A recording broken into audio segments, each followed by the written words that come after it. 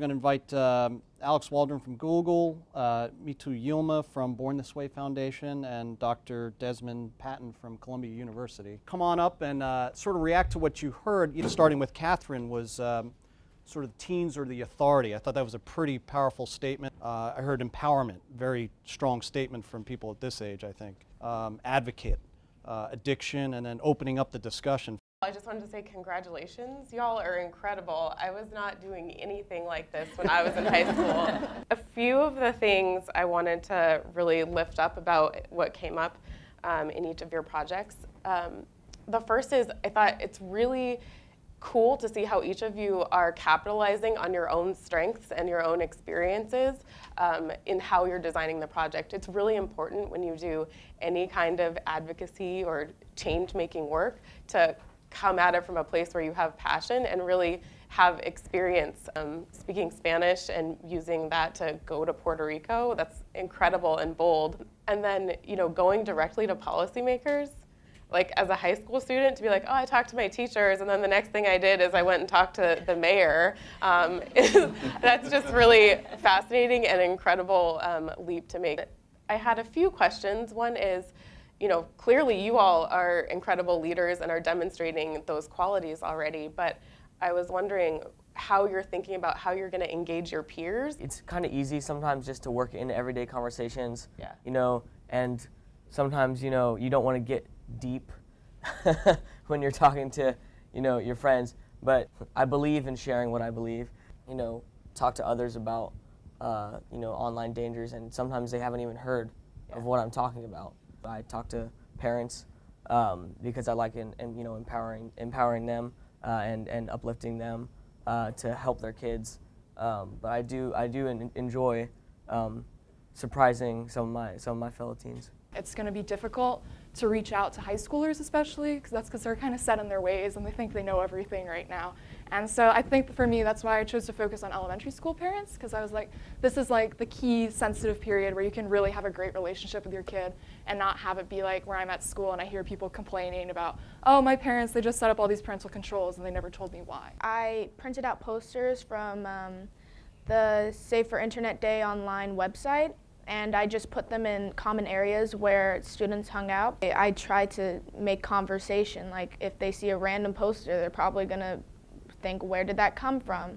And so I just wanted to start conversation, like I put some through near the bathrooms, near the water fountains, just so people know that it's there.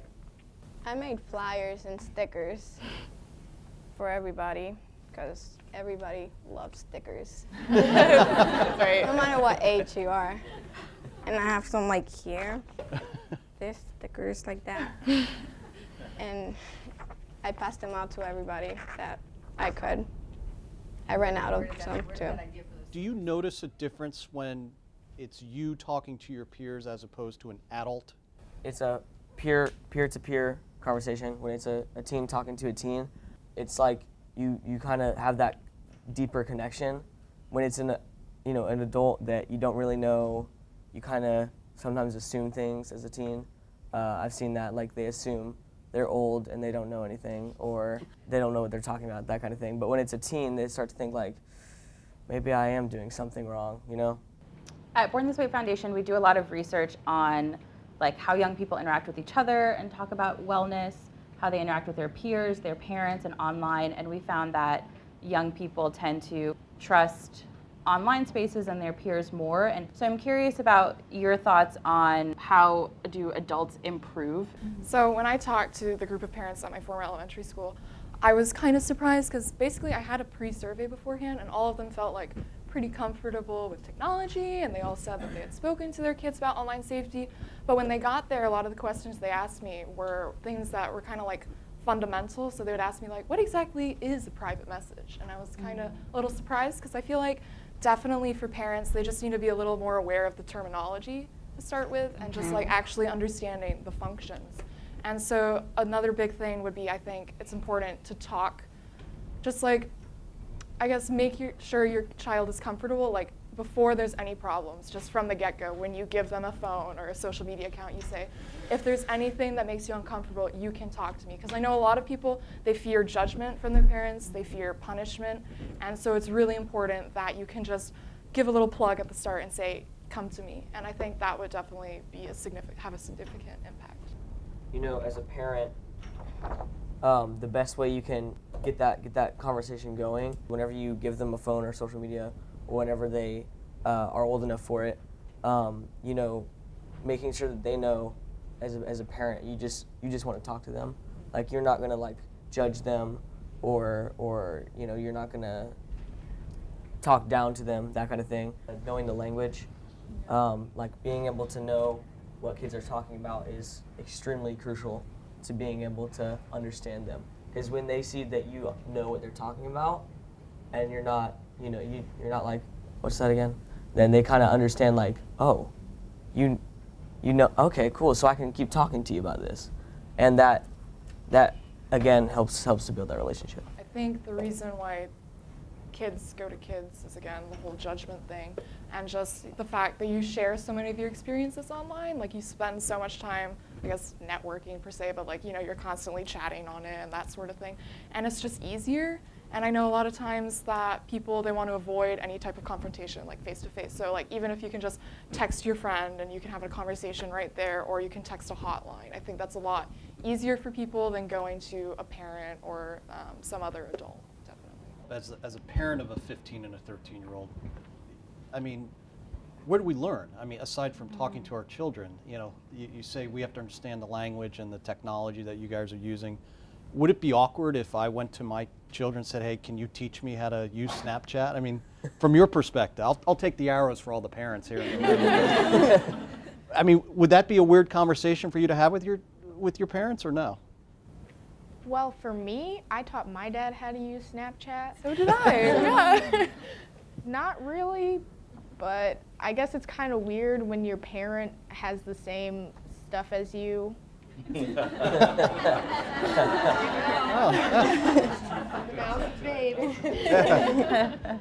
kind of be awkward too. There would be like, really? But they will still teach you how to work with it and everything. Yeah, but like if I want to tell my parents about, you know, something I love, so a lot of people love social media, say I love video games. If I want to talk to my parents about a video game, that gets me excited. I'm like, you guys want to know what I do? Cool. So I enjoy it, and you know, when you show interest in something that your child does, it not only helps with, you know, being able to talk to them, but also helps them understand, you know, that you really care about what they care about. I feel like in the beginning it might be a little awkward, but if you like continue to show interest and just like, I don't know, try and be funny, make it like the funny, awkward parent, then like your kid will like warm up to that kind of, you know? And then like a lot of times I know my friends, like for example, my dad over there, he's like really into asking me about things, and like I'll be like, oh my gosh, he's so embarrassing, but all the other kids are like, that's so funny that your dad is like that. I wish my parents were like that. So I think it's like you have to be a little vulnerable and like have your kid make fun of you sometimes, but it's worth it in the end. What really stood out to you when you guys were talking to some of the young students or even the parents? I know you mentioned just the fundamentals of definitions, but especially the youth, like what really stood out to you when you guys were talking to them? What really stood out to me is how much they actually participated, because I presented to my class, and my class does not listen at all. And so when I presented, I was really shocked about how much they actually listened to me and didn't just think I was another adult lecturing them on something they already knew. In my school, there was about 200 people, and I was like, oh, they're actually listening to me. That's cool. And then in Puerto Rico, when I went, they actually listened to me too, so I was like, well, that's cool. They actually care. Some of the kids I've talked to is how many of them disregard age restrictions for social media. You know, the 13 years of age, you know, age restriction is kind of like something I've always like thought, like, how could you not, like, you're like, oh, I just put in my parents' age, I'm 10. You know, how many of them disregard that and like think, oh, it's not anything bad, and how it's actually like it's a law that you have, that you should abide by. So. A lot of kids, until something happens to them, they feel like they're immune, definitely. And so I was always surprised, I was always kind of like a more careful internet user. Like I was not having a public profile, and I wasn't always constantly posting selfies on my public profile with like my school in the background or my mailbox, And so I think a lot of kids, they don't realize how much they need to watch their data privacy and whatnot, and they just kind of like click through terms and conditions. They just throw out their email, and like a lot of times they'll get like spam things, and they're like, oh my goodness, I can get a free iPhone if I do this. So I think a lot of it comes with maturity that you only get with age and experiences. So that always surprised me. But. Great, Desmond. Yeah, absolutely. First, I just want to start off by saying how excited I am that the panel is so diverse and that the council is so diverse. I'm oftentimes in spaces where I'm the only person of color, and it's really important that there's a high representation of diverse voices in the space. So I applaud Microsoft for having such a diverse council. And I guess I'm going to be a troublemaker and ask a question of, is it always appropriate to be civil online? And the background for that is we live in an era where we have reaped the benefits of the civil rights era. And the means by which those things occurred were not always civil. And so are there points, places, times, spaces in which it's okay to not be civil online?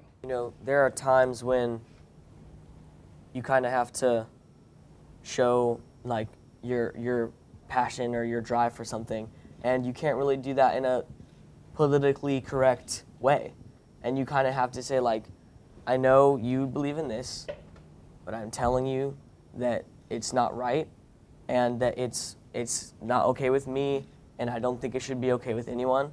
I think it's definitely okay in some spaces to show that while still being respectful, not saying accusing words, not accusing someone of something, even if they did do it, but still being passionate.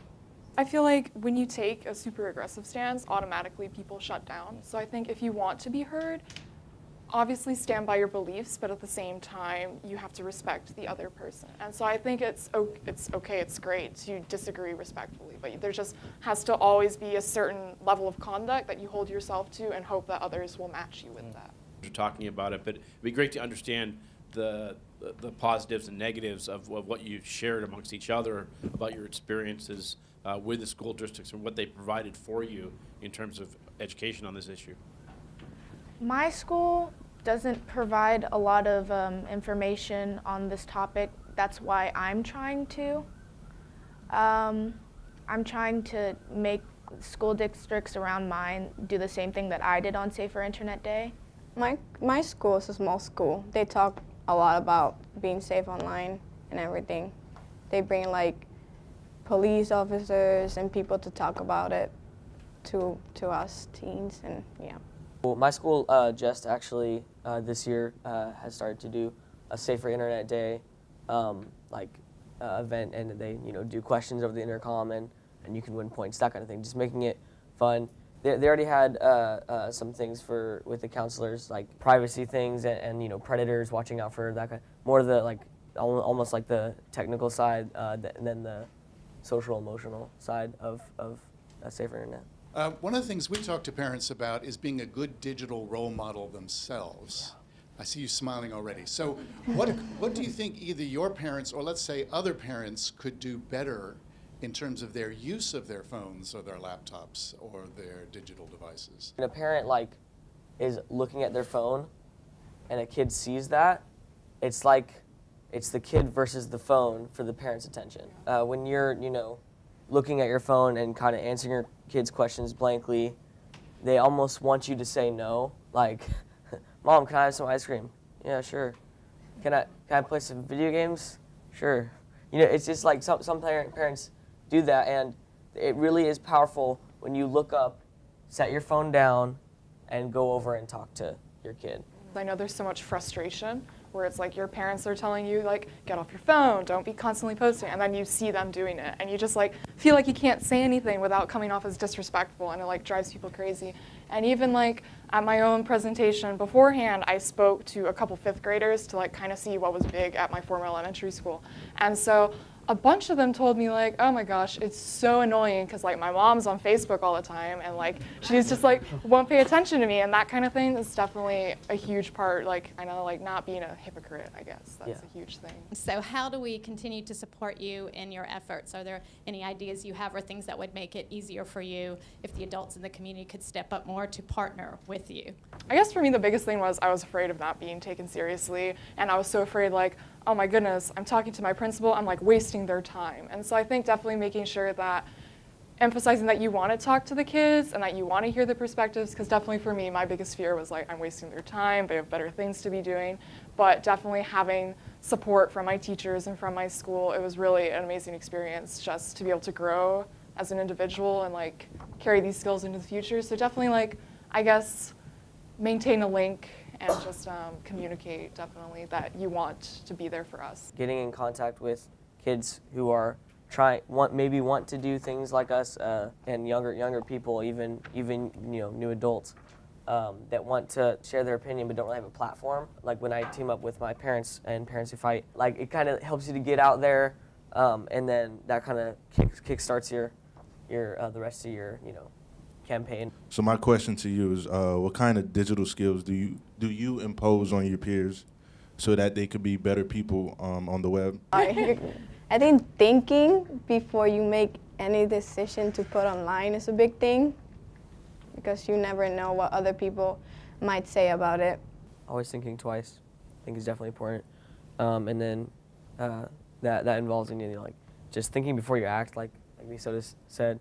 It's so important. Some people just post things and they're like, oh, somebody made a bad gesture in that video. That was not good. I've heard multiple stories of people not getting accepted into colleges, getting kicked out of colleges, getting fired because of their digital footprint.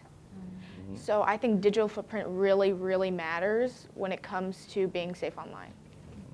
Whole data privacy, know what you're doing. Like there are tons of my friends, they're like, oh, the Snap map? Like, oh, my location shared to everyone. I didn't know that was a thing. So like kind of just being aware of what you're signing up to, like actually taking the time to like look at the privacy functions, that's a huge thing. I feel really strongly about age limitations. Like they're there for a reason, and if you don't abide by them, it's just, you're not helping yourself. You're not mature enough, and the people that are online, frankly, are way too old to be contacting you. If social media companies would put out a bit more awareness, like for their age limits, like I would say 1 out of 3 parents I've talked to, maybe 1 out of 4, didn't even know that the age limit was 13 for every single social media site. I mean, that was crazy. I've talked to my mom so many times about this. Parents don't know enough. They think, oh, maybe the age limit, because they think the App Store age limit is the age limit for social media, and it's not. And they don't fully understand the COPPA law and how that works, and raising awareness for that, I think. My question is, do you think this experience opened your eyes to things online that you've never really truly noticed? Yeah, for me it really did, because now you see how now you understand what's correct to put, and then you see other people posting things and you're like, really, why did you have to post that? That's not appropriate, and things like that. Yeah, sometimes you kind of just pass comments by, and then but after the council, like you really look at it and you're like, that is really bad. Like that is not okay. And it's just, you kind of look back at all the things you passed by and didn't really pay any attention to, and you realize all these things that you missed, little hints to things that are not okay.